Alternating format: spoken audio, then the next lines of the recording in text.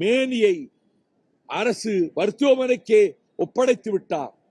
மரணத்திலும் கூட தன் புகழ் கொடியை உயர்த்தி விட்டார். மறக்க மாட்டோம். என்னை பொறுத்தவற்றில் அண்ணன் நல்லக்கண்ணு அவர்களை மறுகால் குறிச்சியிலே காவல்துறையினர் உள்ளே புகுந்து அப்பாவி இளைஞனை சுட்டுக் கொண்டதை கண்டித்து தாலுகா அலுவலகத்துக்கு எதிரே நான் 1000 பேரோடு உண்ணாவிரதம் இருந்த போது சென்னையிலிருந்து விருந்தோடி வந்து அந்த உண்ணாவிரத பந்தலில் அவர் உடல் நலம் கெட்டிருந்த நிலையிலும் உட்கார்ந்து மாலை 6 மணி வரையிலும் எத்தனை செய்திகளை சொன்னார். இந்த தென்னாட்டு போர்க்களங்களை சொன்னார். அந்த போராட்ட களங்களின் தலநாயகர்கள் யார் யார் என்பதை எல்லாம் சொன்னார். எனக்கு தெரியாத செய்திகளை சொன்னார். அவரிடத்திலே இருக்கக்கூடிய 2 புத்தகங்களை இவரிடம் கொடுத்து விட்டார். ஒரு மிகப்பெரிய படிப்பாளி, மிகப்பெரிய லட்சியவாதி, மிகப்பெரிய போராட்ட தலநாயகன். அரசியலுக்கு இன்றைக்கு யார் வந்தாலும் சரி, இனி யார் வந்தாலும் சரி, அவர்கள் எடுத்துக்காட்டாக வழிகாட்டும் ஞான தந்தையாக மனதிலே கருதி பின்பற்ற வேண்டிய தலைவன் தான் அண்ணன் நல்லக்கண்ணு அவர்கள்.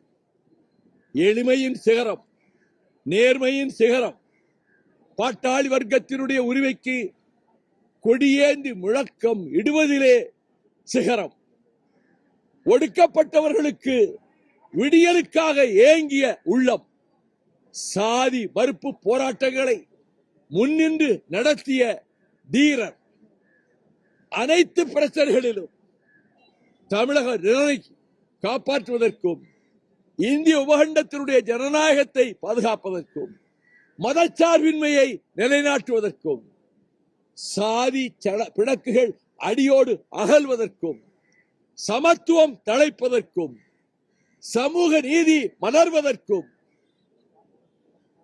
கம்யூனிஸ்ட் மேனிஃபெஸ்டோவிலே சொன்னாரே, you have nothing to lose but your chains.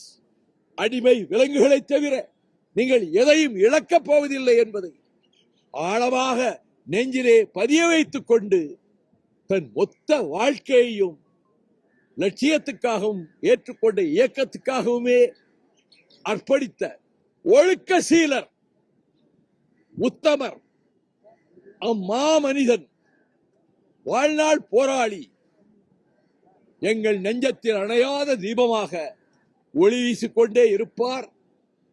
அவருக்கு மறுமலர்ச்சி திராவிட முன்னேற்ற கழகத்தின் சார்பில் அவரது குடும்பத்தினருக்கு எல்லோரும் புரட்சி, அந்த குடும்பத்தில் எல்லோரும் செங்கொடி வீரர்கள் தான், எல்லோரும் அண்ணன் பாதையில் நடக்கிறவர்கள் தான்.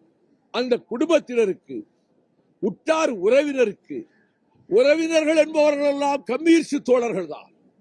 அத்தனை பேருக்கும், இந்திய கம்யூனிஸ்ட் கட்சியினுடைய தலைமை நிர்வாகிகளுக்கும், வீர செங்கொடி ஏந்திடும் காம்ரேடுகளுக்கும் நான் கண்ணீர் அஞ்சலியை வீர வணக்கத்துடன் மறுமலர்ச்சி திராவிட முன்னேற்ற கழகத்தின் சார்பிலே தெரிவித்துக் கொள்கிறேன். நீடு வாழ்க அண்ணன் நல்லக்கண்ணு அவர்களுடைய கீர்த்தியும் புகழும்.